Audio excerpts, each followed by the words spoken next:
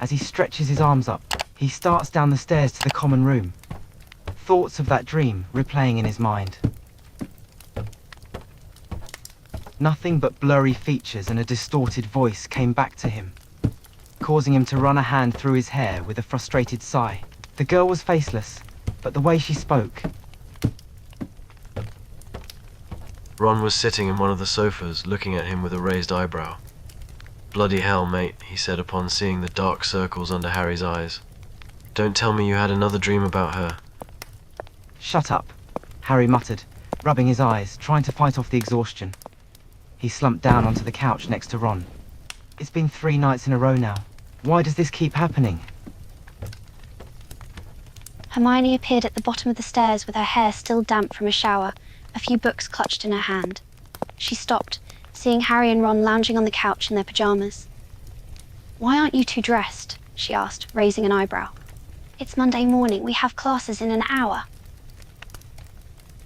Harry groaned and slouched lower in the couch. "Thanks for the reminder, Hermione," he mumbled, rubbing his eyes again, as if I needed another reason to feel groggy this morning. Ron was yawning, still trying to fully wake up. "It's too early for classes," he grumbled, sinking deeper into the couch cushion. "Why do they have to start so bloody early?" Of course. Hermione sighed and sat down on the other side of Harry, placing her books on a nearby table. "Let me guess, is the girl from your dreams in them again?" she asked, a mix of concern and curiosity in her voice. Harry nodded, rubbing his face. "Yeah. She was there again," he replied. "But it's weird. I can never see her clearly." Hermione leaned forward, a look of curiosity and determination crossing her face. "All right, tell me everything you remember from the dreams," she said. "Every detail you can recall, no matter how small or insignificant it seems." "She's blonde," he started, his voice thoughtful, "and shorter than me. And she kept trying to practice dueling. But she wouldn't let me get too near." He trailed off, trying to recall more specifics. Hermione was listening intently, her brow furrowing as she soaked in the small scraps of information. "Anything else?" she prompted gently. "What about her voice? Or her eyes?" Harry frowned, racking his brain. "Her voice," he murmured. "It was soft, kind of sweet. And her eyes." He shook his head, frustration creeping into his voice. "I don't know. I can't quite remember the colour. It's all so hazy." Hermione leaned back, a thoughtful expression on her face. Blonde, shorter than you, and with a sweet voice." She tapped her chin, analysing the details. "Anything else? What about the way she moved? The way she carried herself?" Harry tried to recall more details, picturing the blurry image of the girl in his mind. She seemed graceful, I guess, like she was used to moving quietly and efficiently, and she had this air of mystery about her, like I could never really figure out what she was thinking. Ron couldn't contain his amusement any longer and started to laugh, teasing Harry. "Bloody hell, mate," he chuckled. "Are you developing a crush on some girl you've only seen in your dreams?" Harry shot a glare at Ron, his cheeks turning a slight pink. "Oh, shut up," he muttered, rolling his eyes. "It's not like that. I don't even know who she is." Ron just continued to chuckle, clearly enjoying Harry's discomfort. "Yeah, but you're dreaming about her multiple nights in a row," he teased. "Sounds like she's got you all flustered and bothered." "Listen," she said, addressing Harry. "We have no idea if this girl is really real or not, or if she even goes to Hogwarts. But we should try to keep an eye out for any blonde girl that matches the description you've given us." Hearing her words, Harry nodded, trying to ignore the fluttering in his chest. "Yeah, I understand," he replied, his voice a bit hoarse. Ron stifled another laugh, unable to resist teasing Harry a bit more. "You're going to be on the lookout for every blonde girl in the school now, huh?" he joked. "Good luck with that, mate." Harry rolled his eyes, feeling a mix of irritation and embarrassment. "Thanks, mate. Really helpful," he replied sarcastically. "I'm just trying to figure out who this girl is. I'm not going to fall for the first blonde girl I see, okay?" Harry rubbed his face in frustration, the exhaustion and confusion getting the better of him. How would I know? He mumbled, a hint of desperation in his voice. How would I know if she's the girl from my dreams? I barely even remember what she looks like. This is driving me crazy. Hermione answered with reassuring confidence. When you see her, you'll know, she said, her voice filled with conviction. Trust me, it will all come back to you. There will be something about her that's inexplicably familiar. Like a part of you that's been missing. Harry listened, a mixture of hope and doubt warring inside him. I hope you're right, he sighed, running a hand through his already messy hair. But what if this is all just some wild dream my mind conjured up? I mean, dreaming about a girl I've never even met. It sounds ridiculous when I say it out loud.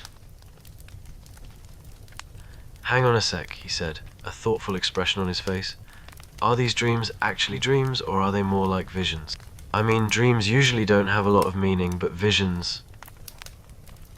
Hermione chimed in again, her analytical mind working overtime. It's true that dreams are often just a jumble of memories, desires, and random thoughts, she mused.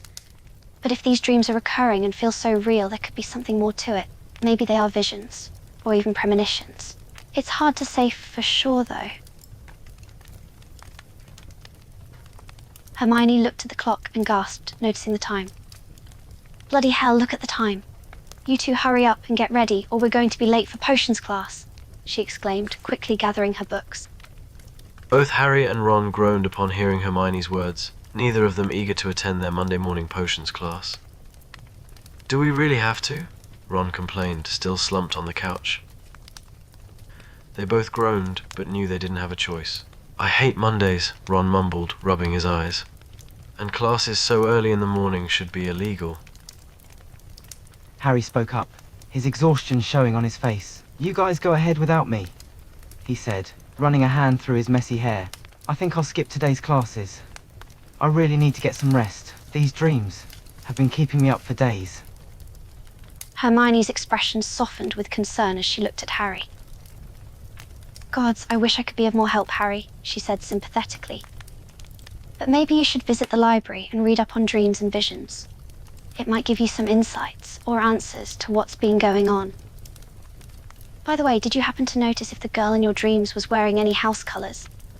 Like a tie or a robe? That might give us a clue as to which house she belongs to. Now that you mention it, he said slowly, I think I did see some colour on her, but it was all kind of blurry, and I can't remember the exact shade. I think it was either green or blue. No uniforms, he replied. She was wearing a plain t-shirt and black pants. Just dark, simple clothes, no house colours or any distinguishing marks. Okay, mate, he said with a smirk.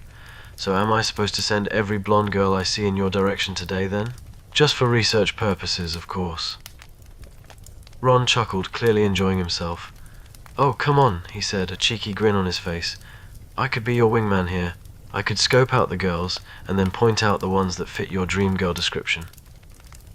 Hermione rolled her eyes at Ron's comment, spoke up, her voice filled with a hint of frustration.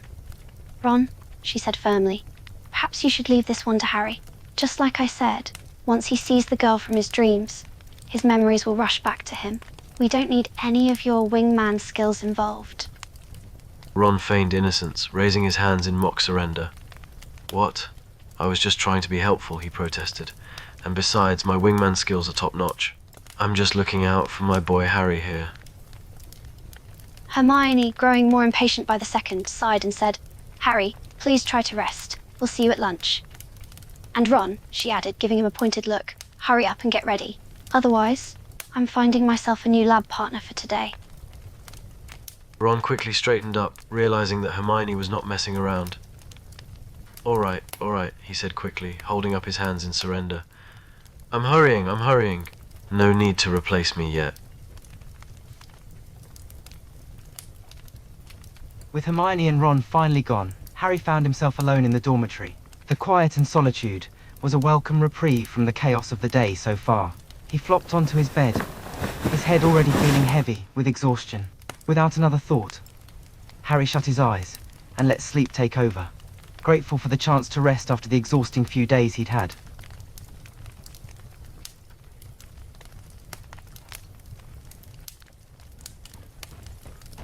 As Harry slept, a soft dream slowly started to take form in his unconscious mind. The girl from his dreams appeared again, this time riding a horse alongside him. They moved together effortlessly, the wind rushing through their hair as they galloped through a vast open field.